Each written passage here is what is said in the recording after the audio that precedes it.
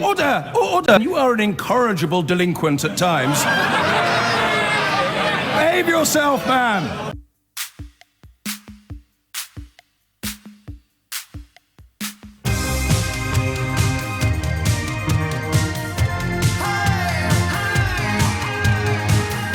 And you're listening to James O'Brien on LBC, where I really hope we can get to 11 o'clock today without any fisticuffs. I don't know if it's possible. I just tweeted, and I mean this, I just tweeted, I want to talk about Labour this morning, but it's hard to know where to start. Even this comment is probably provocative to some people. And it probably is, isn't it? I mean, someone's probably already cross with me. So I don't know how optimistic it may be to hope that we can reach 11 o'clock without falling out.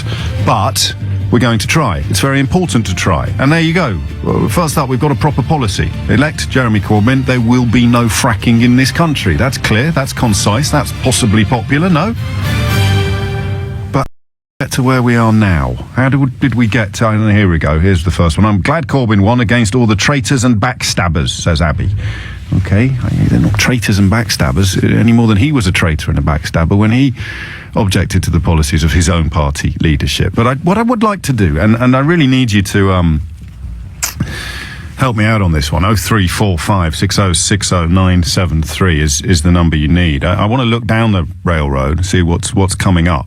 Ideally with a little bit of optimism. The man has won. He's won, despite all the odds. He's the massed ranks, whatever you want to call it. You want to call it the establishment? That's a completely meaningless word. How can Jeremy Corbyn and Nigel Farage both be enemies of the establishment? It's polar opposites of the political spectrum. He's pulled it off. He has resisted a very potentially powerful rebellion from his own front bench, from within his own cabinet. The parliamentary party remains disunited and unconvinced, but he's pulled it off. And you have to objectively take a step back from the fray, leave your own opinions at the door, just simply look at the cut and thrust of politics and say that Jeremy Corbyn and John McDonnell are in the midst of a quite remarkable project. Whether it means the end of the Labour Party as we know it, or whether it means a truly left-wing government for the first time since the 1950s, I don't know. I really don't. Nobody knows.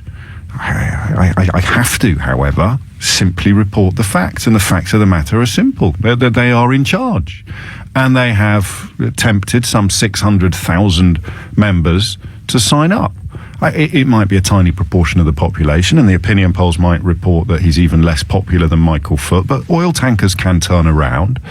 And I think the media, myself included, now have to stop talking about Jeremy Corbyn as if he is some sort of pimple on the backside of British politics and start talking about him as the only alternative Prime Minister to Theresa May. That is what he is. He's the leader of the opposition. His job now is to lead that party into a general election and fight it. Come what may. Come what may. That wasn't a pun. If it was, I'd apologise at this point. 0345 6060973 is the number you need. Can we begin with this question? Imagine that, let's use me actually. Imagine I'd been on Mars for 18 months. I'd been up on the International Space Station and my signal had failed on the second day and I had no idea what was going on.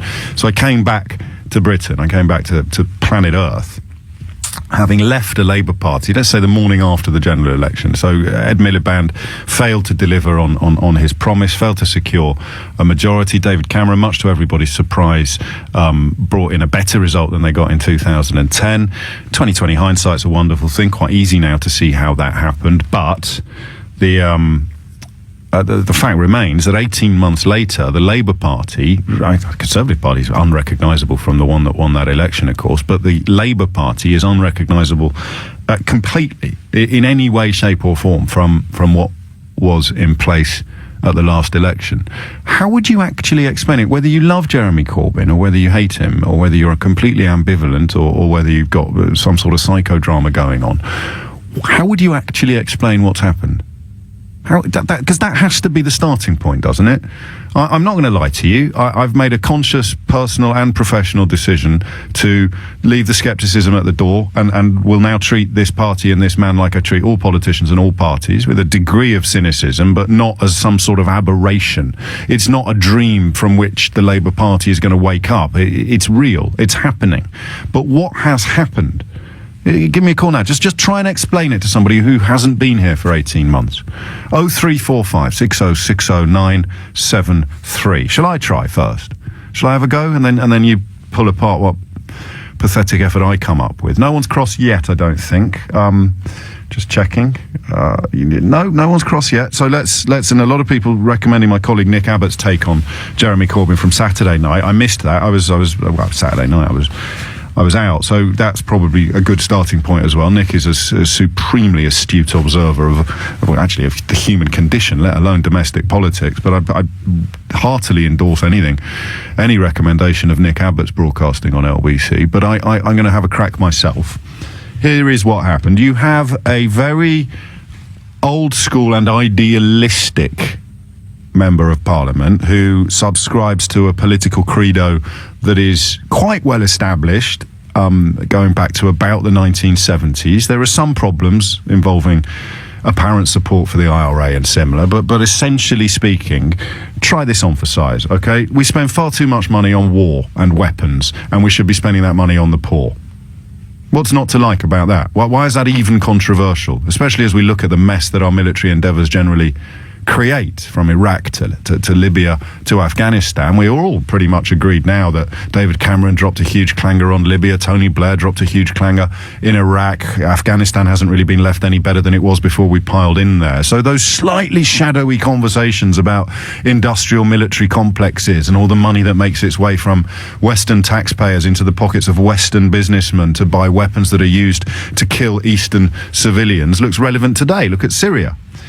And he says, Jeremy Corbyn says, in a world where we're probably not under existential threat from any enemy in the near future, he says, why are we spending all that money on weapons when we could be spending it on poor people? Making ploughshares out of guns, as they used to say. Now, how is that even controversial? And so this, I think you would call it, and I used to call it undergraduate and quasi-Marxist. We're parking all that language. That's over. It's gone. It's finished. It's meaningless. Then you move away from this kind of slightly broad brushstrokes idealism, and you begin to look for finer detail in the policy. You struggle at the moment to see it, but who comes up with a fully fledged manifesto within a few weeks of being leader, or even a year? He's not got an election to fight yet. He doesn't need a manifesto. He's fallen out with his front bench, and his front bench have fallen out with him, but he's demonstrated a degree of what would you call it? Leadership? Strength, I think. You could call it stubbornness, but they're the same thing quite often, aren't they? Stubbornness and strength are interchangeable. The distinction is in the eye of the beholder. So you see that there is a strength to the man. A lot of other people would have buckled under the sheer weight of abuse he's received from his own party, let alone the media and the, quotes, establishment, whatever that means, end quotes. So how would you explain it? You've got a leader who really does appear to represent a profound alternative to the notion of business as usual. Why has that been greeted so negatively? Why were people so quick and so cutting and caustic in their analysis? For someone having the audacity, the boldness to stand up and say, the way we're doing things isn't actually benefiting the massive majority of people. The way we are doing things. See, my clips that go viral, that's not a particularly powerful comparison, I grant you, but it usually involves me suggesting that the received wisdom on anything from Hillsborough to the bedroom tax is wrong. That there should be an alternative. There has to be a better way than this. And that's what Jeremy Corbyn would claim to represent. Why did it get greeted with such a curious polarity? So a small but passionate number of people, utterly persuaded and almost romantic in their love of the man, and then a large majority who would probably agree that the way we do things historically, the normal way of doing business, isn't working, remain completely, at this point, completely unpersuaded by him. I've tried in the past to sort of drink the Kool-Aid, to see what it is that Jeremy Corbyn's most passionate supporters see, to feel what it is that the so-called Corbynistas feel. And I've failed, utterly failed to get it. I'm getting closer now, because I think it's about big picture, isn't it? Not little picture. It's not about, well, if we do this and that and this and that, then that will change and that will be. It's about actual, almost existential rejection of the way that we do things. It's about a rejection of a complete rejection of the status quo. He doesn't strike me, when I look at him and hear him speak, as, and already I'm probably going to be provocative, he doesn't strike me as a particularly intelligent person, particularly intelligent, but that's no bad thing. I mean, look at people who are supposed to be particularly intelligent. It doesn't necessarily make them good politicians. Michael Gove is a borderline genius. So he seems to deal in the broader brushstrokes because he's more comfortable in the broader brushstrokes. And that's what he's selling. And I mean, the massive majority of the Labour Party membership are buying it, and they're buying it in even greater enthusiasm than they were last year. The weird bit is this: if you pulled out everybody from the Labour Party who joined after 2015, if you removed them, Owen Smith would have won. And that, for me, is emblematic of the mystery that I want to solve this hour. So if you took everybody who has been a member of the Labour Party for a significant period of time, they rejected Jeremy Corbyn as leader, and they went for Owen Smith, not the most charismatic or impressive of candidates, but I guess they were voting for not Corbyn, rather than yes, Smith. It was no Corbyn. It's a party that has been taken over by new arrivals. Even that should be exciting. Even that could be sold by the right people as an example of wonderful progress. People so disillusioned with politics, they've joined a party to change everything. And Jeremy Corbyn is the candidate of change. And then you have this really weird fear, if you're anything like me, that maybe you're just another sheep. Maybe you've just swallowed the establishment bias, the media bias. Maybe you are actually gullible and wrong. Maybe there is some sort of movement underway that is going to change everything. And as somebody who thinks that the traditional way of doing business does actually hurt the people who need help and help the people who don't, maybe you should have been on side with this years ago, ages ago. Is it actually more about the politics than the person? And all of the people queuing up to castigate and attack Jeremy Corbyn have been attacking the person. Because he's not impressive in many ways. But the political project that he represents, I don't know. And then you get that little voice in the back of your head going, look, James, it's not new. It's revolutionary socialism. Call it what you will. These people are always hanging around in the wings, hoping to grab the reins of power. They never know what they're going to actually do with it, because they are, by definition, hecklers rather than actual performers. They're always complaining about the way things are done without putting forward really powerful and meaningful accounts of how things should be done instead. Okay? 0345 6060973 is the number that you need. So we'll start with a look in the rearview mirror, and then we'll have a look at the road ahead. What has happened to Labour? How would you explain it? I've had a clumsy go, not entirely successful. You go next, 0345 6060973, and then have a look ahead. What does he have to do? Can he realistically unite this party and fight an election as one homogenous force? I'm not at all optimistic about that. I'm not going to lie to you. I don't see how he can, but I think he has to try. And I think Labour MPs and senior Labour politicians probably have to help him, don't they? Or they have to walk. It's his way or the highway now. You can't accept that. You've got no place in the Labour Party led by Jeremy Corbyn. If that means that people like David Blunkett, who's written very passionately today in the Mail, they feel that it's not their party anymore, but they don't have an alternative. Explain how we got to where we are, and then tell me where you think we're going next. It's 10:17. Can you tell me, how's the Labour Party ended up where it is, and where is it going to go next? Lisa is in Cricklewood. Lisa, what would you like to say? Hello. What I'd like to say is I think, well, for a long time now, we've had a Labour Party that became a top-down party. It was very much, especially under Blair, it did become very much about the top telling everyone else what to do. And I think the chance that Corbyn gave to people was that he represented a lot of the things and the issues that we know are wrong with our society. I mean, I am now a Labour Party member, and I'm in Momentum, and I can assure you I'm not a revolutionary socialist, but I would like my children and other people's children to have a home, to have a good education, to have, I would like this country to have an ethical foreign policy, not to be selling bombs to Saudi Arabia so they can go and bomb Yemen. I would like a properly funded NHS that's not constantly in crisis. I'd like a national education service that doesn't involve private companies running our schools and making a profit. And, change is always difficult. I don't deny that. And I think people within Labour some people will have to come round to it.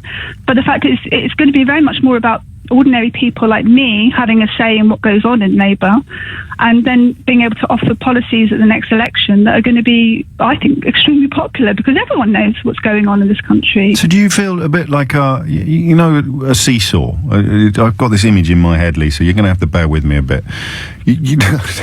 Imagine a giant seesaw, and at the moment, all the weight is at one end, and you actually think that weight is going to slowly move, and there's going to be a tipping point. Not for the people who are already persuaded, but for the nation as a whole, who are gloriously unpersuaded by this project that you describe so well. Well, I think,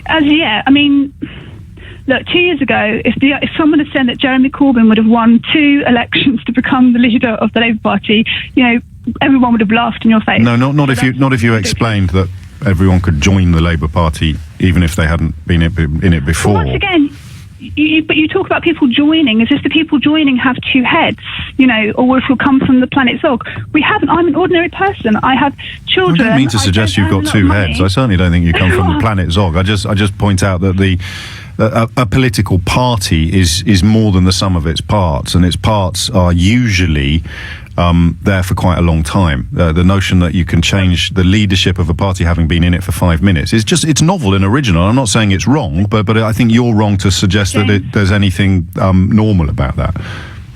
But James, you understand that Corbyn won under the people that were members previously as well. You do know that?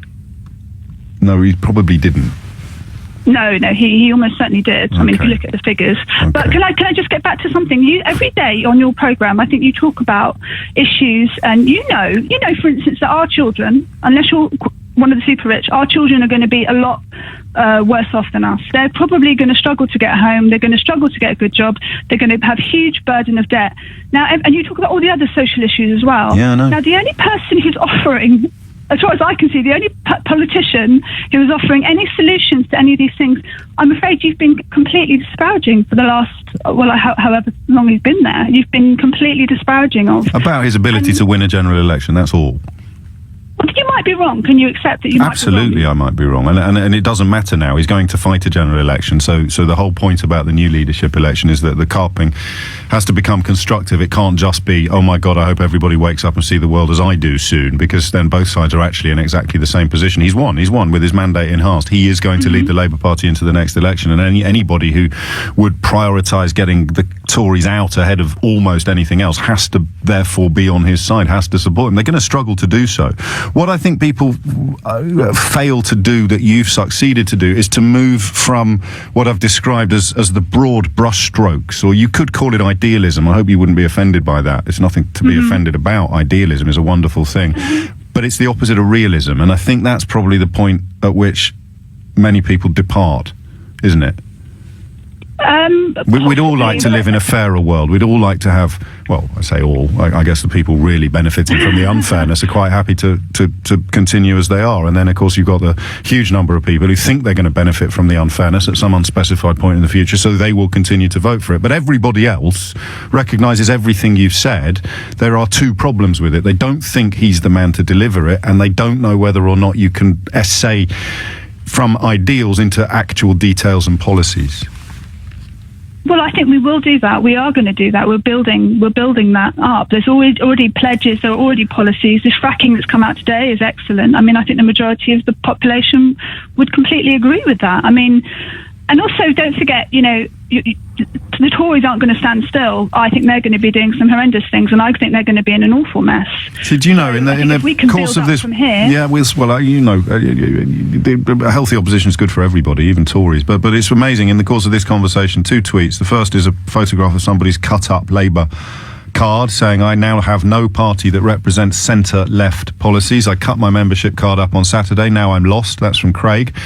And the tweet immediately after that one is, you are wrong. They gave the stats on voting of long-term members, and Corbyn won a majority from that group too, which tallies with what you saw, but is at complete odds with what I saw over the weekend. And I don't want to go down that road of he said, she said, you're wrong, I'm wrong. I want to work out whether or not you think Lisa's optimism will be vindicated. This idea that, we all pretty much recognise that the gap between the rich and the poor is bigger than it's ever been and growing. We now live for the first time in the modern era, in a generation where we expect our children to be less well off than we are. And so surely somebody's standing up and saying it doesn't have to be like this. Here's the problem, Lisa. Are you still there? Have I bored you to death? Yeah. He's been saying it for 30 or 40 years. It may have become true in the last few years, but it wasn't true when he started saying it. That's a problem, isn't it? No, not really. I mean, it is actually, because it just means it's coincidental that he's at the leadership of this. It's got much worse in the last few years, but his thoughts on a lot of things, but he's not, I mean, it's not about him. That's what you sort of have to get away from. He is the person, okay, he's become like the lightning rod, but it's not, it's just what ordinary people think. I mean... It's not, though. It's not. Ordinary people reject him on a scale that no party leader has ever been rejected on, and you are more than welcome, and I will always allow you plenty of space on the programme to tell them why they're wrong, but you can't come on and just say that ordinary people like him. His approval ratings... He gets beaten by the don't knows, Lisa. I mean, there's no silver lining to that fact. But actual policies and ideas, the idea of, for instance, building council housing, tell me that people are going to reject that idea, because I don't think they are. They're going to ask how are we going to pay for it, and John McDonnell's come out today and said we're going to borrow £100 million, which is flying in the face of that narrative of waste that was responsible probably for Ed Miliband losing the last election. So it doesn't mean it's an unwinnable war, it just means you're going to need new tactics. There you go, half past, and no fisticuffs yet. Not quite. Social media probably has a little. 0345 6060973. A lot of you drawing parallels with Trump, as if that's supposed to be reassuring. Trump is as mad as a box of frogs, absolutely barking mad. And just because he is somehow different from the status quo, doesn't really engender much optimism or warmth. Maybe there is something in that, though. Corbyn is so fundamentally different from the way everybody else does everything that people are drawn to him. 0345 6060973. A couple of phone lines free. It's a long call, this one. People are going to have room and space to put their views across. It's not a sort of finish one call and crack on immediately with the next one. I want to work this out. I want to have a better understanding of where the Labour Party is and why it's there and where it's going than I do at the moment. 0345 6060973. It is definitive. It's a matter of recorded fact that Owen Smith won among the pre-2015 members of the Labour Party. That's just out there. It doesn't prove anything. It's just a matter of fact. And I may have slightly underestimated the amount of money that John McDonnell wants to borrow as well. 10:34 is the time. Strong opposition is good for everybody. It's even good for government, believe it or not. And Theresa May's strongest opposition now is coming from David Cameron's former acolytes. These Brexit books published and serialised over the weekend invited Cameroons, as they are still called, to take pop shots at the new Prime Minister. Because it would appear that the official opposition isn't actually landing any punches at the moment. That has to change. 0345 6060973 is the number you need to tell me how you think it is going to change, and also to tell me how you think we got to here. If I'd been on Mars for 18 months and I'd left a country in which Ed Miliband was fighting the last general election against David Cameron, and I got back, and you forget about the Tories, forget about Brexit, forget about everything, just what's happened to the Labour Party? How would you answer that? 10:35 is the time. I'll stay with this for as long as you want, okay? This is Democracy in Action. This is the new, gentler kind of talk radio. Ian's in Beaconsfield. Ian, what would you like to say? James, hello. It's nice that you're being calm today, because normally you get quite angry at me, call me a conspiracy theorist and cut me off. So go away. Jeff's in Ilford. Jeff, what would you like to say? Hi, good morning. Great programme. Become a great fan of yours. I really have. That's more like it. I'm going to go back to Ian, Jeff. I was just teasing, and I'll be with you imminently. Ian, don't talk about yourself or me. Talk about the Labour Party. Am I on again? Yes, Ian. Yeah, the reason that we have got here is, I think, because, and I'll try and keep this on an everyday level rather than go all deep on it, people have realised that the establishment, a word which you said meant nothing, and it does mean something to most people. You know, it means nothing if you use it to describe what Nigel Farage and Jeremy Corbyn are against. Well, I think they're against a political system which most people view now as being ineffective and self-serving. But you can't say most people, Ian, because it's not true. You can describe what Corbyn's fans feel, and that's fine. You're talking about 500,000 affiliated supporters of the Labour Party. Most people that have joined the Labour Party and voted for Corbyn. So let's make it more specific. Yes. I am one of those people. You know, I've traditionally been centre-right. I've voted Green simply for environmental issues. But, you know, I've never been a Labour supporter, really. And I saw in Corbyn something that I've not seen in anybody who's been anywhere near the seat of power over the last few decades. And I think I represent a very large percentage of the population. He's different. Potentially you might. At the moment, obviously you don't, because as we keep repeating, and it's not an agenda or anything, the approval ratings at the moment for his leadership, 45% of Labour voters don't think he's going to win an election. That's Labour voters. So you can talk about the wider population all you want. People who voted Labour at the last general election are more likely at the moment to vote for Theresa May. Okay, well, let's talk about the media then. I mean, since Jeremy Corbyn was... I don't really want to talk about the media. I want to talk about the Labour Party. You see him representing optimism and idealism. The media's attitude to Corbyn himself, okay? Not the Parliamentary Labour Party who all tried to get rid of him, basically, but the media seem to be in cahoots, and they are absolutely trying to destroy him. Like they did with Ed Miliband. Like they did with Ed Miliband. No, this is the man who hated Britain. They haven't maligned Jeremy Corbyn's father on anything like the level they did Ed Miliband. A whole new level. Totally. They are picking on absolutely anything they can think of to get rid of this man. Like what? What would you say was unfair? Because I don't... The anti-Semitic stuff, they're talking about him, you know, initially he was dressed badly, you know, he's not strong enough. This is kind of my problem here, because if someone maligned my dead father, and then someone like you came on the radio and said, oh, it's much worse to have his dress sense criticised, I'd be swinging for you. How can you say that having your dress sense criticised is worse or on a whole new level to be having your father called a traitor by the Daily Mail? I'm talking about the fact that it is absolutely relentless. And what do you think happened to Ed Miliband? This is a persecution complex that doesn't help. It really doesn't help at all. This idea that he's getting worse treatment from the, quote, media than other politicians get. Ed Miliband's father's legacy was maligned by the Daily Mail. He was insulted and abused and labelled a traitor by one of the best-selling newspapers in the country. That's before we even get on to what the Murdoch press did to him. Most of the media regards Jeremy Corbyn as a bad joke, rightly or wrongly. They're not going after him with vitriol because the more right-wing you are, the better news it is that he's in charge of the Labour Party at this point in time. Jeff, you've been waiting far too long. What would you like to say? I've got to get my breath now after that conversation. Go on, I've been a member of the Labour Party for 45 years, and I just feel lost at the moment. Like that chap said, like he cut his card up, and I'm on the brink of maybe doing the same. I really don't know. I don't want to do it. The thing is, though, I've been to meetings recently where I've spoken to Corbyn supporters, James, and there's such a narrative view. And whenever you bring anything up about Blair, God, it's like you're talking about the most evil person in the world. But when I keep reminding them that he won 3 elections and he changed things for a lot of people, oh, no, but he was more like a Tory than a Labour than being Labour. And you can't move them. I'm so tired of arguing in branches, trying to explain that, and they're saying to me, "Well, you know, you're moving over to Tories." I said, "No, I'm not. I'm trying to be a realist." Apart from Blair, what are the points of departure that you have with these people? Apart from Blair, because I think, you know, the also it's weird, isn't it? The media, with regard to Tony Blair's legacy, have probably done more to harm him than anybody in the Labour Party ever has. And yet, when the media turn on Jeremy Corbyn, it's just I can't find threads of consistency, Jeff. That's what I struggle to find. Well, the reason being is because you see, the thing is, though, he's offering. If you go to a rally and you address all your supporters, you're going to be applauded.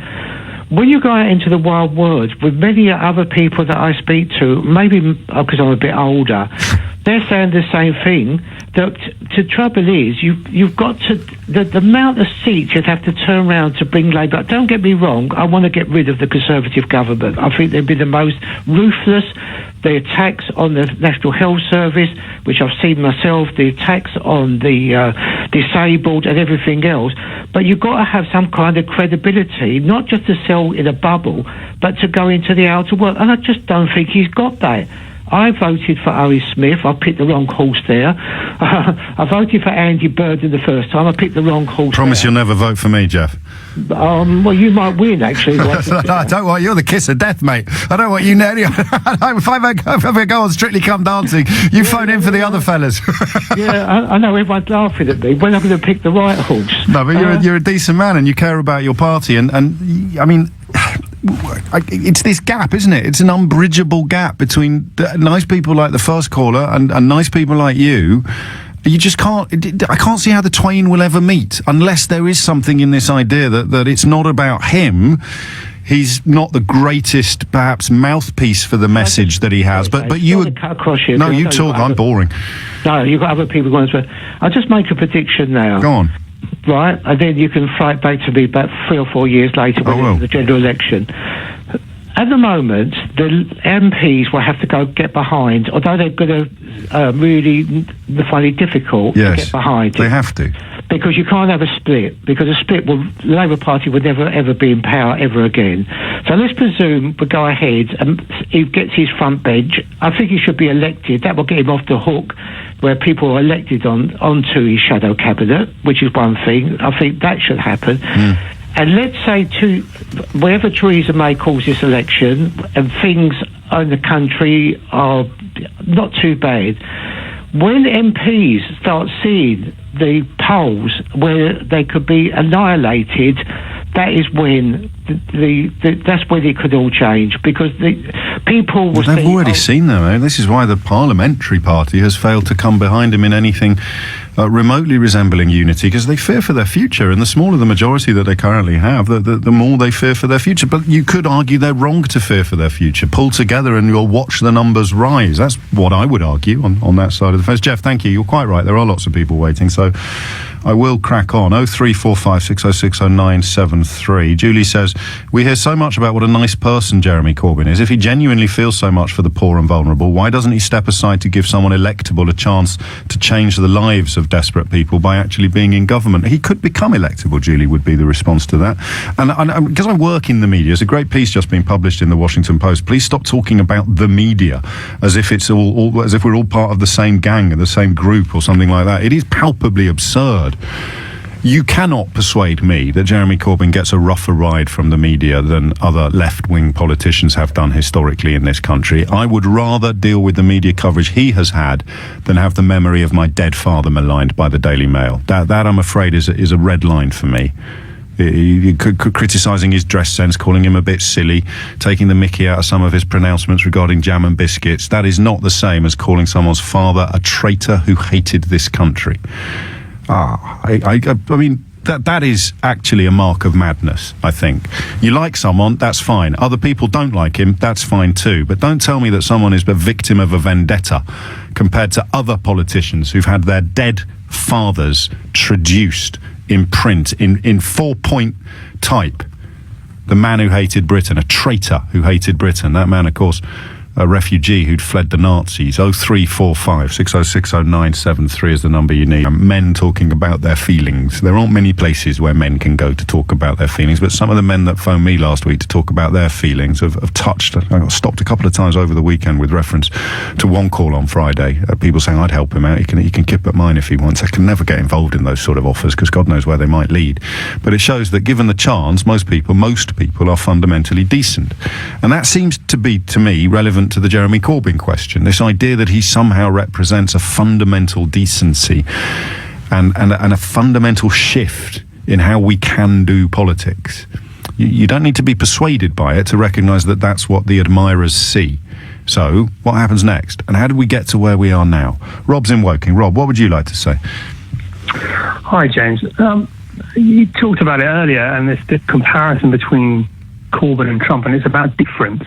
That's the only thing that they share, is they're different to the status quo. And that's what people are latching on to. It's the difference from the norm. That's quite an uncharitable reading of people. It probably may well be fair, but I mean, at least I suppose Jeremy Corbyn genuinely does represent a rejection of the status quo. Donald Trump, like Farage actually, the sort of British equivalent, they're neck deep in the establishment. They've got their face pressed up against the window begging to be let in, and yet somehow credulous people see that as an alternative to the status quo. He's a billionaire businessman. How is that? How is that not the status quo?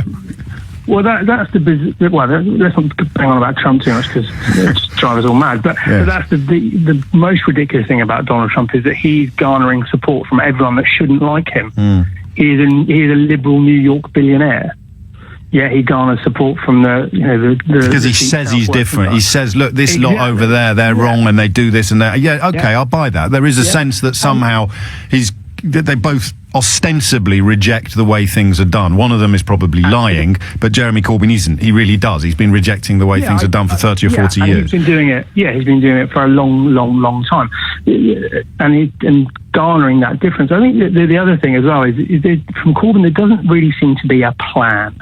Now, I'm not affiliated to the Labour Party, I'm not affiliated to any political party, and arguably I'm the type of person, without sounding too bold, that they should be targeting mid-30s, professional, young family, relatively intelligent, although maybe not, But I listen to Corbyn, I listen to McDonnell, and I just don't actually get where they're going.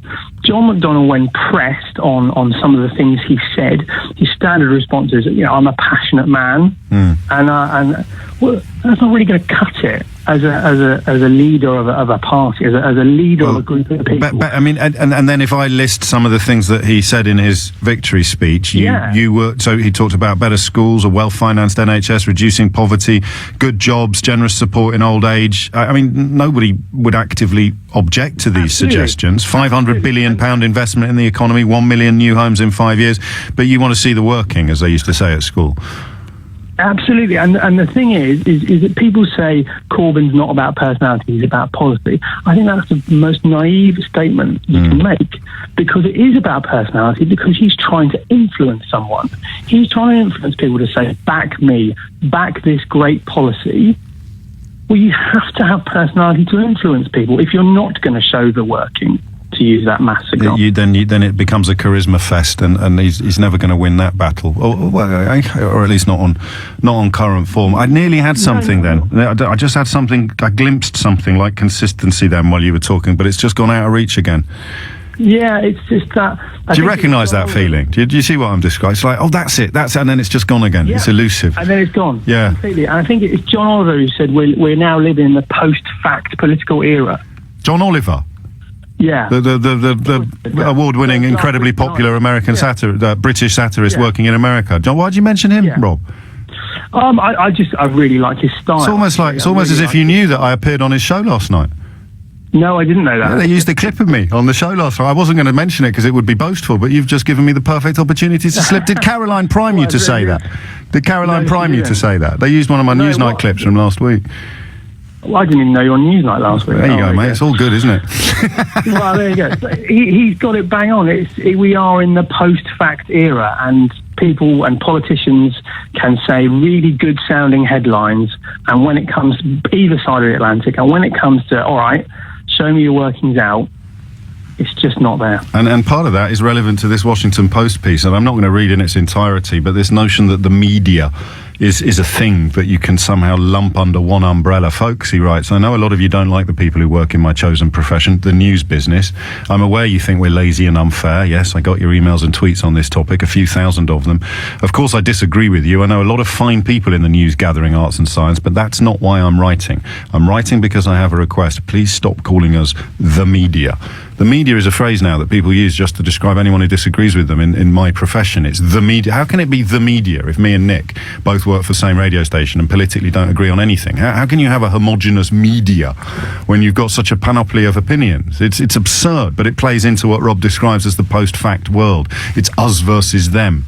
And then you look at America and you've got a man that's going to leave the country off the cliff because so many people are persuaded that he's somehow on their side. Donald Trump's only on one person's side, and that's Donald Trump's. Alia is in Wembley. Alia, what would you like to say? Hi. Yes, I mean, I'm a Labour supporter, and I wasn't happy when Corbyn was elected the first time, and even more unhappy that he's been elected the second time. I did vote for Owen Smith, and I think probably, like everyone says, it is a bit of anyone but Corbyn at this point. But one of the things that really strikes me about Corbyn and a lot of his supporters is a lack of wanting to take any responsibility. So Corbyn has effectively done really bad in opinion polls across the country, rather than his tiny little membership. You may find 500,000 people seems like a lot of people, but you've got quite a lot of people that live in this country. But if you're offering real difference, massive change, it's going to start small, isn't it? People are going to be spooked by the scale of the project. Yeah, but I mean, Corbyn's ideas are really old-fashioned, and his form of socialism, I mean, look at Venezuela, for instance. Corbyn used to support that, doesn't talk about it anymore. Is that true? I mean, I know that's a meme that I'm familiar with. Was he a big supporter of Hugo Chavez? I know Ken was. Okay, Livingston's one of Jeremy's closest allies. I don't know it really well, but I think Corbyn was. But then obviously, as everything went like if someone says let's not privatise the NHS, why would anyone immediately reach to compare him to Hugo Chavez? No, there's no problem with saying let's not privatise the NHS. There's no problem with saying let's build X amount of homes or so forth. But if you are not going to actually move the party in a direction where you could be elected to do any of those things, then in a way it's just empty promises. And that's chicken and egg, isn't it? It's chicken and egg, power and principle. Here's the thing. This is what perhaps we miss.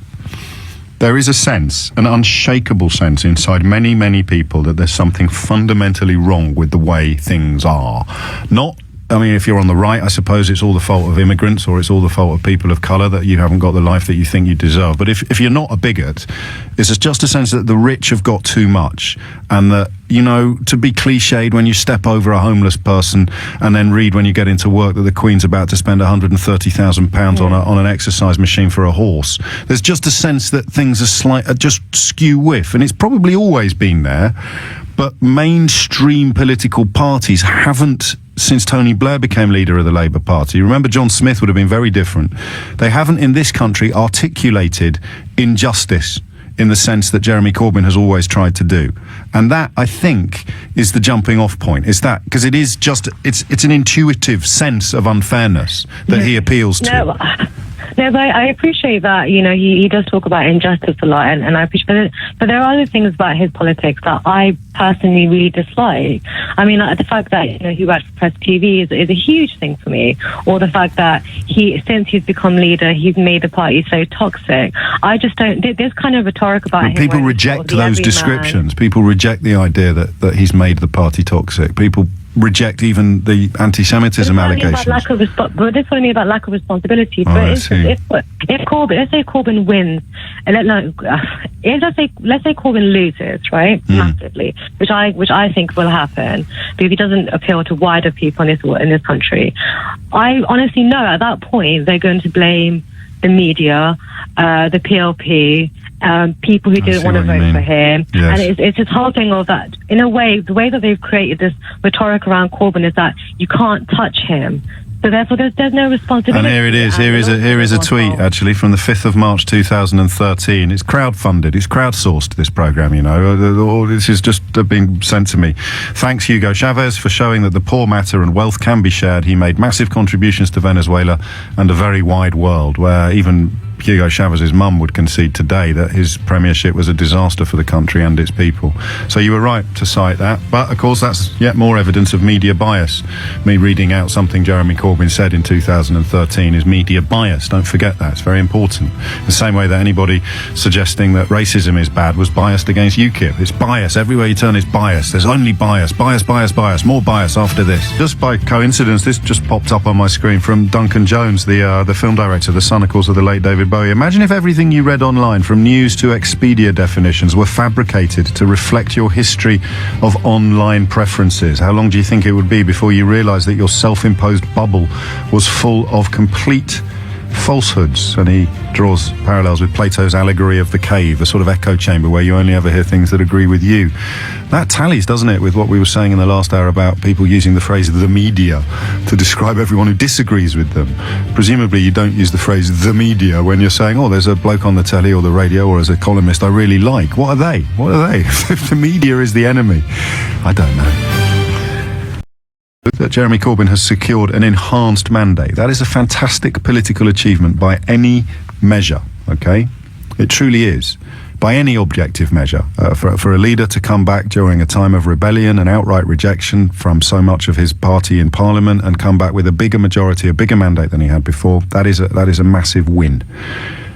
Whether or not he can translate that into a win across the country remains to be seen. The augurs at the moment are that he hasn't got a hope of doing that. But that's what hope is, isn't it? Hope that you can overturn massive odds. I'm beginning to get a sense of what the intuitive support for him is born from. It's just born from a sense there's got to be a better way. There just must be a better way. How do you move on from that? That I don't know. What's he going to do? I mean, who's he going to talk to? At what point? You're all sending me evidence of that LSE research that found 82% of newspaper stories about him somehow misrepresented him, which is a shocking figure, 82%, till you look at what they do with other people as well. And why, if you're getting misrepresented by the media, come and talk to them. Give interviews, absolutely wide-ranging interviews. Back up your pronouncements. Otherwise, you've got this thing that could be called the John Peel effect. Have you heard of this? I only came across it at the weekend. John Peel, I forget what band it was, but there was some band that John Peel thought should be huge. You know, the late, great broadcaster John Peel, a great breaker of bands. And he gave you your endorsement. You'd sell, you'd usually do well. But occasionally it just didn't work. He loved this band, absolutely adored them, and could not understand why they weren't breaking through. And he was chatting to a mate about it. He's saying, why is this band not going? They're going to make it. They're bound to make it. And he said, do you know how he knew they were going to make it? He said, everyone I know has got the album. Everyone I know has got that album. And his mate said, maybe you know everyone who's got the album. And there's just a slight feeling of that. It's a bit like Michael Foot coming out of a public meeting and being told during his Labour leadership what the polls looked like. And I mean, the polls were almost as bad as Jeremy Corbyn's. And he said to his aide, that can't be true. That can't be true. I spoke to 5,000 people in Birmingham last night. The hall was packed. And I said, maybe they were the only 5,000 people in Birmingham that liked you. Is it just a sense of that? But we're trying to unpick it, trying to move forward. Tom's in Islington, appropriately enough. Tom, what would you like to say? Well, I've been a member of the Labour Party for 30 years, so we've had, the political spectrum of our leaders have come and gone a lot over then. Well, the trouble we've got now, there's too many absolutists in the Labour Party, both on the Blairite side of the party and on the Momentum side of the party, where it's all or nothing. And the trouble is, you keep that stance, you end up with nothing, and you deserve it. Now, Jeremy, lovely fella, he's my local MP. He is. I've met him a couple of times, nice fella. Now, his domestic policy is pretty good, and most people would, in the Labour Party at least, would find it hard to criticise him on that. His foreign policy is a little bit rose-tinted. You could do a little bit rose-tinted. And I hope that some of the more right-wing than him, because everyone in the Labour Party is left-wing, because it doesn't matter where you stand in society, there'll always be people to the left of you who think you're a right-wing sellout. Yes, and there'll be people to the right of you who think you're a left-out lunatic. Yeah, it's very true. I've been a union rep for 25 years, so I've been accused of being both. Me too. Jeremy, he might get a kicking in the press, but then most leaders of the opposition get a kicking in the press, and particularly Labour leaders get a bit of a kicking. Absolutely. But you're right. Miliband, that was worst I've ever seen anyone in my lifetime. Unbelievable, and that quite possibly did have genuinely anti-Semitic undertones as well. Well, I think what they do is the press who don't like leaders of the opposition or don't like Labour leaders of the oppositions make fun of them if they don't think they're going to win. They did it to Kinnock, and they're doing it to Jeremy. When they think there's a chance of winning, it gets a little bit vicious. That's a great point. Wilson, and they're vicious. They were vicious with Miliband. Now, if Jeremy who hasn't really had a chance in the last year to be tested at the polls because the Blairites and others were so flabbergasted that he won. Yes. I voted for Andy Burnham first time around. Everyone voted for Andy Burnham. It's a miracle he didn't win, isn't it? Listen, if Jeremy hadn't stood, Andy Burnham would have won. That's true. Probably. That's very true, yeah. Now, I voted for Jeremy second time around, even though I'm probably 50-50 with what he stands for. Sure. It's just I felt sorry for him. I thought they'd been really horrible to this pensioner, be really cruel, and I believe he's a nice fella. John McDonnell, he's probably got sharp teeth compared to Jeremy, and I think the Blairites are afraid that John McDonnell might be the next leader, and that's why they want to change the rules. Now, the trouble is now he's been elected. They need to work together. Now, the trouble I said earlier about absolutism. Yes. You know, they're saying, the MPs, we must have everybody elected to the shadow cabinet. Well, we're not going to get that. And the Momentum lot are saying, no, Jeremy or the members should pick everyone on the shadow cabinet. As an old union rep, they need to meet in the middle and do half and half or something like that. But neither side will they? I mean, that's a brilliant line. I like that. I'm having it, the absolutist analysis, because neither side will give an inch. They're so too far apart. They're too far apart. Well, at the moment they are. Now, if the Brexit... What's that line from Yeats? The centre cannot hold, things fall apart. That's where we are at the moment. You're saying the centre can hold. Both sides are going to have to move towards it. Well, yes. The Tories are going to have a difficulty with the negotiations on Brexit. So if they start fracturing, it'll give Labour an opportunity to at least look a bit more united than they have done. And who knows what might happen in the polls. If they get a bit closer, who knows? He should be tested ultimately at the ballot box. And if he wins, well, then a lot. What if he loses and doesn't go, as has been suggested? Well, if he loses, bear in mind, if he's leader in 2020, he'll be 70, 71. If he loses, then I think his supporters, and I would say it to them, well, we gave that a go. It didn't work. Let's try something else. And I read something in the weekend which was fascinating. It was something saying that Jeremy Corbyn in Britain, under our spectrum, is very, very, very much to the left. But in Scandinavia, he'd be seen as your bog standard, middle of the road. I've been reading about that. In Norway, he wouldn't even be remarkable, and you never know whether or not we're seeing it through a lens of our social media subscriptions, Tom. But it does seem to be backed up. Most of the things he's saying would be commonplace policy in Scandinavia. And how often on this programme have we said, well, they get it right in Scandinavia? Why can't we be more like them?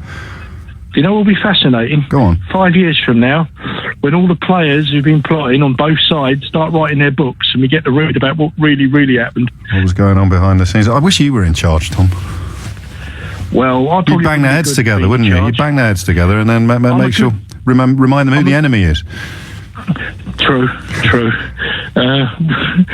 Last thing before I go. Yeah, go on. As I said, the biggest thing I have a problem with Jeremy on is... his nuclear disarmament. I believe in unilateralism. No, sorry, I don't believe in. I believe in multilateralism. He believes in unilateralism. I'll leave you with this statement. There's only one country in the last 20 years that voluntarily gave up nuclear weapons, and that was the Ukraine, and it ain't worked out so well for them. Is that true? That's what I was told. You're very good. I'll leave you with this statement. I truly have the best callers, not just in Britain. I reckon I've got the best callers to a phone-in programme on the planet. Thank you, Tom, for proving it. 12 minutes after 11. Couple of phone lines free if you want to step up to the plate. 0345 6060 973 is the number that you need. The questions are really presenting themselves the longer the conversation goes on. You can react to callers that you've heard. You can react to me. You can... react to the situation you see in front of you. Corbyn says Sean initially picked a wide-ranging shadow cabinet, and look what happened. He needs to pick a team that will support him. I don't think you realise what a depressing tweet that is, Sean. It's almost denying dissent. And again, from the outside looking in, it's strange that an MP whose entire career was built upon rejecting what the leadership was doing should be so intolerant of MPs who reject what his leadership represents. Where are we going next? Who's been waiting longest? Andrew's in Putney. Andrew, what would you like to say? Hi, James.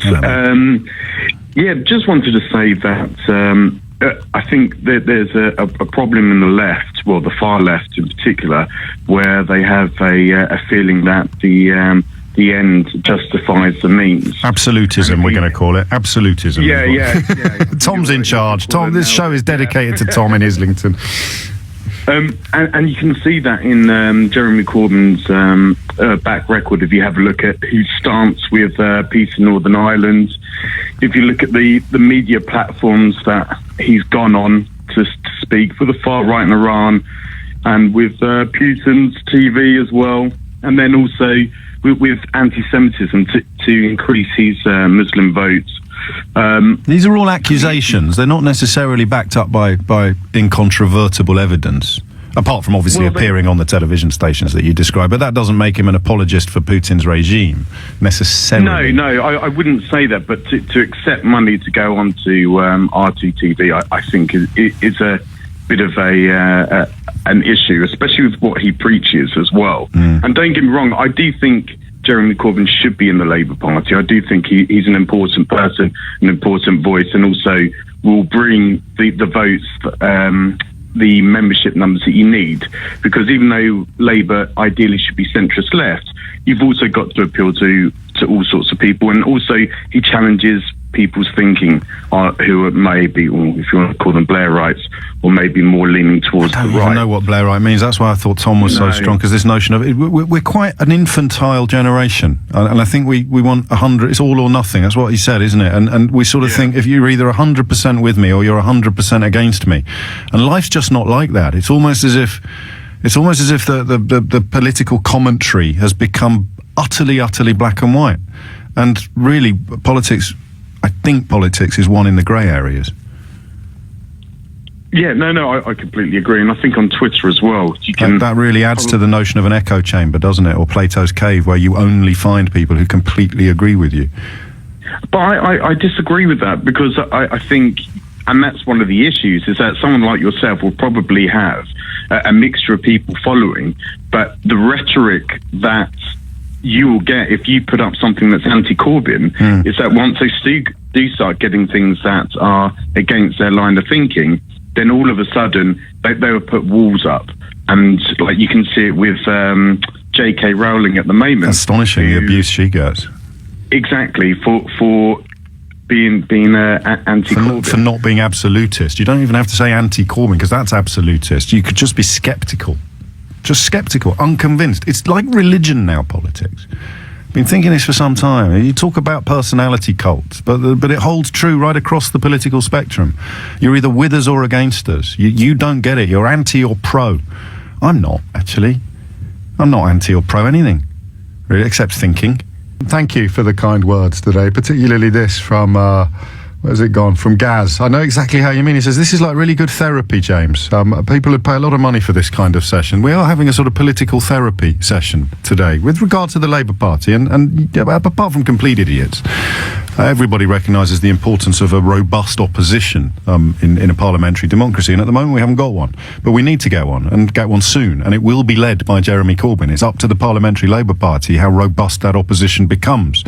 It would be nice to see them stop fighting with each other and start fighting with their political enemies. Of course, many will respond by saying they are our political enemies. It's just that we've ended up in the same party somehow. But there is no alternative now. He's won again. So something has to change. The media isn't going to change. And I promise you just have to take my word for this. The media's treatment of Jeremy Corbyn has been really, really easy. They haven't gone for him with blades exposed like they did for Ed Miliband or like they did for Neil Kinnock, because they find him ridiculous in many ways. They might be wrong too, but just trust me, as someone whose entire working life, when I wasn't selling suits, has been spent dealing with news of all kinds, from showbiz right through to politics, there is no argument there. That's like Trumpism or Farageism. The media is against us, while appearing on the television every blinking day. It's just so tired. I didn't think it would ever happen on the left. That lazy right-wing lie. Oh, the media are so against us. In this country, you see it with Farage, the newspaper columns, more appearances on Question Time than David Dimbleby. I mean, he's even been here, hasn't he? And it's still claimed the media is against us. It's just such a lazy line. It just means some people disagree with you. But it's a world in which disagreement will not be tolerated, and you're now getting that on the left. No disagreement, no dissent will be tolerated. There's a lot of people are having to revise their views. A lot of people who thought that this kind of toxicity was confined to right-wing politics, this kind of blinkered binary view of the world, you're either 100% with us or 100% against us, didn't think that applied to liberalism or leftism. But it does. You're seeing it now. As that great caller in Islington, he was wrong about one thing. South Africa has also voluntarily surrendered its nuclear weapons. It's not just Ukraine. But that great caller in Islington, Tom, said it's absolutism. It really is.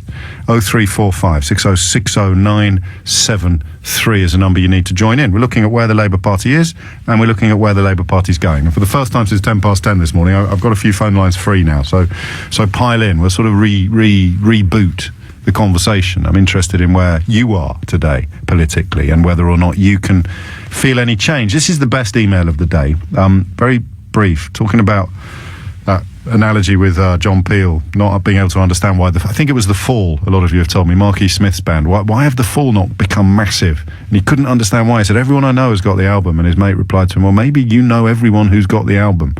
But as Russell in Preston points out, I also remember 12 Angry Men. And that's another little moment of clarity for me. That's what you feel. That's what Corbyn supporters feel. You've got 12 people in a room and only one of them is arguing the way Corbyn argues. Henry Fonda in the film 12 Angry Men, by the end of it, all agreed with him. You've just seen it recently in the Archers trial as well, on a little-known radio station that also broadcasts in Britain. So it can happen. Oil tankers can turn around. And that's the hope that Corbyn supporters have. And that's an admirable hope. It's quite a beautiful hope. It might be a misplaced, unfounded hope, but without hope, you've got absolutely nothing. And that's what they hope for. That's sort of 12 Angry Men. Jeremy Corbyn is Henry Fonda. And he will slowly pick off, one by one, all 11 dissenting voices in that jury room until they come back with a not guilty verdict. 24 minutes after 11. Hit the numbers now. You will get through. Be quick, though, and don't send me emails complaining that you can't, because I always give you a heads up when I've got a phone line free. John's in Marlow. John, what would you like to say? Oh, hi, morning, James. The problem is that the Labour Party is such a broad church now that you've got Momentum, who have all recently joined the Labour Party. They weren't in the Labour Party before. They were just on the far left. They were outside of the Labour Party. But now that Corbyn's in as leader, they've all joined to make sure he stays in. The problem that I don't understand is how Corbyn was on the recent ballot paper, having... as kind of automatically on the leadership ballot paper, having lost a vote of confidence within his own parliamentary party. Well, you do understand. It's the extension of the mandate, isn't it? Right through to the recent arrivals or the affiliates, the people who've paid a few quid to have a vote in the election. And you can see why that was attractive, can't you? Yes, but the thing is, if there's such a disconnect, which there is, between the Parliamentary Labour Party, the MPs, and the members, then what chance have they got? Well, that's the crucial question, and your answer, I presume, is none whatsoever. No. I think I'm just saying, what chance have they got? Because if they rely on the membership only to put the person in kind of the leader, who then has to lead the parliamentary party who don't want him, that's messed up. I mean, that's not the right way to manage such a broad church, because on the one hand you've got the Momentum, who are Labour Party members.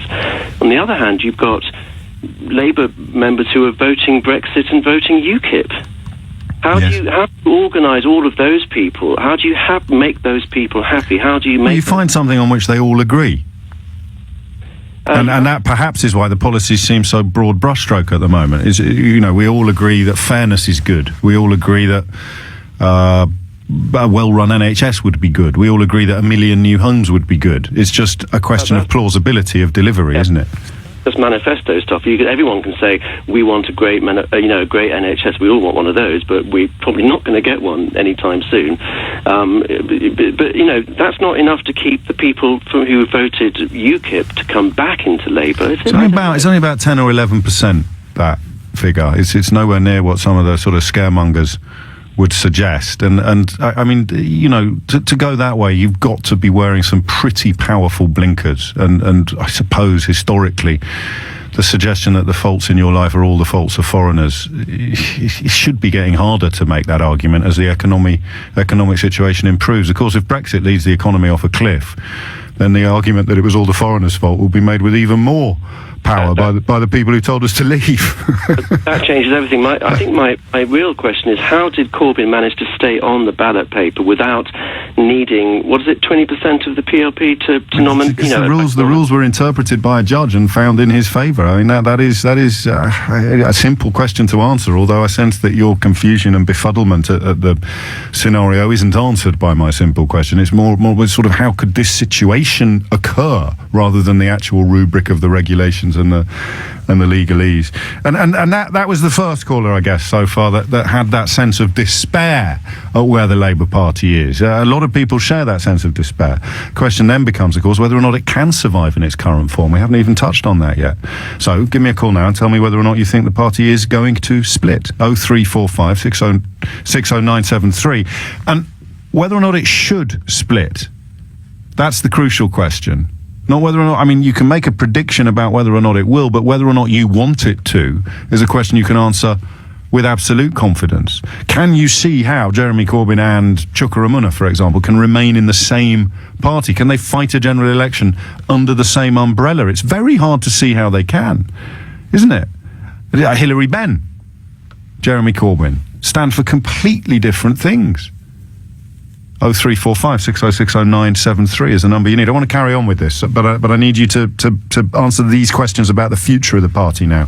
I think we understand how we've ended up where we are. We know why we're here. We understand how the party has ended up in this sort of mortal mess. And now everybody who is opposed to other political parties should want the Labour Party to regroup and reunite.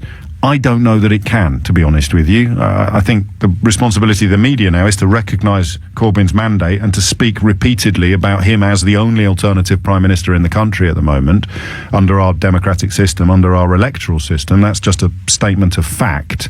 But can he unite the party? We try to make sense of the current situation the Labour Party finds itself in, and trying to do it in an open-minded, non-pugilistic way, which is the opposite, really, of how I ordinarily conduct myself. I love a good scrap, but on this particular issue, the scrapping has to stop now, because opposition is the job of the Labour Party, not infighting. I don't know how naive that sounds to you. I mean, the infighting in the Conservative Party is pretty impressive. Actually, that dominates the front pages, believe it or not, today. In the middle of a Labour Party conference, after the leader of the Labour Party secured an enhanced mandate after a particularly bloody battle, and the British media is more interested in the fighting at the top of the Tory Party. Why? I'll tell you why. It's not bias, it's power. They're interested in power. And the Conservative Party has power. Nobody thinks Jeremy Corbyn ever will, except his supporters. And what I'm fascinated by is whether that optimism can in any way be communicated to the unconvinced. I've got a couple of friends who are staunch Corbyn fans, absolutely staunch. And I go through their social media posts and rationales forensically. They'd be a bit freaked out if they knew how closely because I'm looking constantly for something that we're missing, what it is that we're missing. And I'm not sure I'm any closer now than I was a year ago, except this notion of hope and this intuitive sense that the way things are is wrong. There must be a better way of doing things.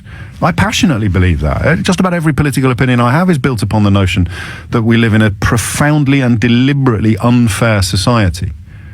So how come people who recognise that we live in a profoundly unfair society, the people who've managed to resist the growing clamour to blame all of our society's ills on a few Polish plasterers, the people who recognise that society is unfair and that unfairness comes from the top, it doesn't come from the recently arrived bottom, how come they haven't moved across in greater numbers to the Corbyn project? I don't know. I'd love to hear your answer. 0345 6060973 is the number that you need. 11:36 is the time. Brian's in Derby. Brian, what do you think? I'm interested in sort of the constitutional implications of Jeremy maybe not being able to form a proper shadow cabinet like he's not been able to up until now. Because we do need a very good opposition, and a functioning one at that. You can't have what we've had now for the last year, where people are doubling and tripling up on portfolios because it's not effective. And I mean, it's remarkable. I would... their party is gone. The hard left, within 6 to 9 months or a year, the hard left are driving this, and I don't mean Momentum supporters, the 300,000 that signed up, probably the dozen behind Jeremy Corbyn that have organised takeover of the structures of Labour, and they're going to take over the rest of it, the NEC, and then change all the rules to their own benefit. All they want is ideological purity. So eventually, come what may, they're going to drive out anybody that doesn't agree with them, because that's how Marxism works. There is no room for manoeuvre. So they're going to have to... So what would you do then? They'll have to form a new party. So this is the split, the first... They'll have to, because nobody in this country... Because socialism of the type that Jeremy Corbyn and John McDonnell sort of propose, and bear in mind, John McDonnell was fired by Ken Livingstone for being too extreme. That was a long time ago, but you're right. Yeah. Yeah, just say that again, actually, for people... No, say that again, Brian, for people that weren't paying attention. John McDonnell was fired by Ken Livingstone for being far too left-wing when he was in charge of the funds of the London Council. Yeah. Yowza. Yeah. I mean, that's beggars belief anyway. But apart from that, the type of socialism that they are avid supporters of and haven't changed their mind in 40 years has been tested to destruction around the world and failed everywhere. And all you have to do now is look at Venezuela. Well, Venezuela is a disaster, although I know what the Marxists you described would say. They'd say it had been the victim of a proxy war waged by America against its currency. And the mainstream media were nasty to everybody. I know, all the same arguments. But nationalised, all the industries were nationalised. Those that weren't had prices set for them by the government, and now it costs $700 for a roll of toilet paper, if you can find it. And food is transported through the country under armed guard. Yeah. So nobody, the electorate in this country are not stupid. They've seen this kind of thing. Hang on a minute. I don't know if I can let that stand, Brian, but we'll save that conversation for another day. The notion of there being a fundamental unfairness at the heart of how we do things does not necessarily lead towards a Venezuelan model. But if I've understood you correctly, you're charitably suggesting that a lot of people who support Jeremy Corbyn subscribe to the school of thought that there must be a better way of doing things, and then uncharitably suggesting that they don't actually understand what it is they're supporting. Yes. Because the people, and with the best will in the world, you've got 300,000 or 400,000 people who signed up to, support Jeremy Corbyn, that kind of thing, who want a better way, who weren't happy with the last election, who are unhappy with what they see as the ills in society and that kind of thing, and they think Jeremy represents a way forward to do that. However, what they're not looking at really is what's driven him and the people around him for the last 40 years. Yeah, and that's why the Scandinavian thing doesn't butter any parsnips for you, presumably, because it is quite persuasive if you look at what you have by way of policy pronouncements and compare it to a fairly run-of-the-mill social democratic mandate in a country like Norway or Finland. Corbyn would not be the standout figure that he is here, but you're saying don't look at just the policy pronouncements he's made since becoming leader, look at what he represents and look at the political constituency from which he comes and from which he draws his core support. Which is not like Swedish social democracy. It is like Venezuelan Marxism, you would say. Him and John McDonnell have spent the last 40 years in rooms with people that agree entirely with everything that they're saying. All 10 of them. Yeah. And that's it. They've never had to, put different... They've not considered the fact that they might have to change what they think, or they might have to adapt to sort of some form of capitalism or something like that. For them, the state pays for everything. You tax everybody to the hilt, and then when you run out of money, you're out of power, and then it doesn't matter anymore. What about some optimism, Brian, before you go? I actually voted for Brexit because I wanted to take back control of our country, to a better degree than what we've had at the moment.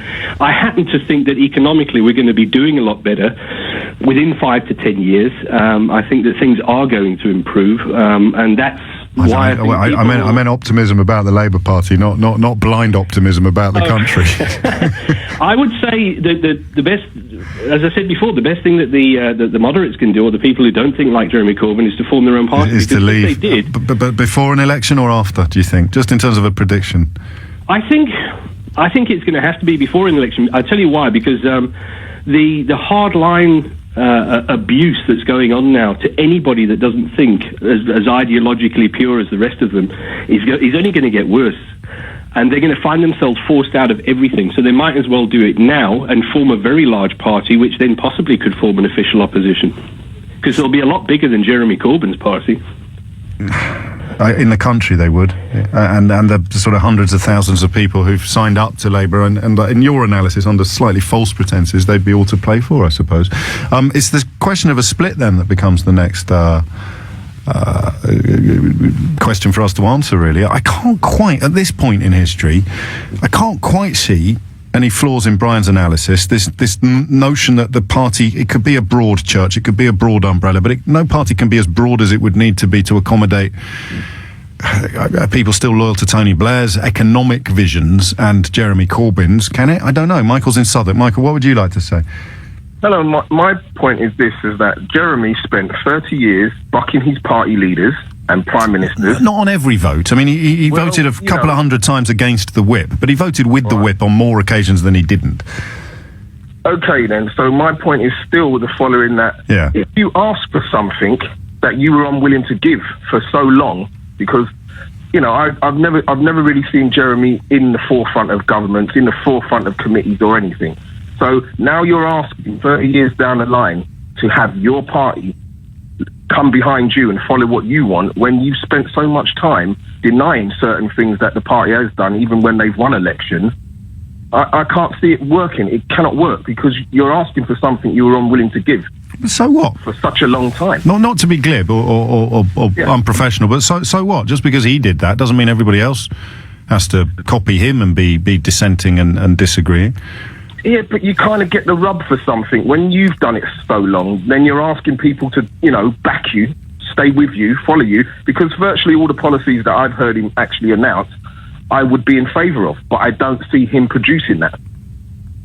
No, not with the way the infighting's going, not with the way we're slagging each other off over minutiae. But if I was feeling clever, I'd say now that you are in a sense saying that Corbyn couldn't achieve anything because of the infighting. You're not saying he couldn't achieve anything because of his own vision and views. You're blaming it actually on the rebels. You're blaming it on the plotters. I'm blaming it on everybody. I'm blaming it on the... That's very equal opportunities of you. The ones who left and created this mess in the way we're voting now, because he's gone, the person who actually said, oh, let's go and do this. Ed Miliband. He hasn't got to deal with it. Yeah, there we go. And look what he left us. The tombstone. And that's where we are. Where is the tombstone? I don't know. He's got it somewhere, and we're all going to pile in on top of it. Got it in the spare room. There's a great line in there. The best piece I read about after the last general election described a sort of feral howl coming from a behind the closed door of an office at Labour HQ when one of his key aides heard about the well, it wasn't called the tombstone, was it? What was it called? The Edstone. The Edstone. It was called. It must have been called the Edstone. If it wasn't, then someone missed a trick. It's 11:45. I'm taking this up to 12. I've got a couple of phone lines for you. You can grab the one that Michael's just vacating. 0345 6060 973 is the number that you need. I'm always put off calling James, as I don't want to end up on the website under the James Rips Caller to Pieces category. I'm moderating the language of those clips on the website. This is a newer, kinder, gentler radio.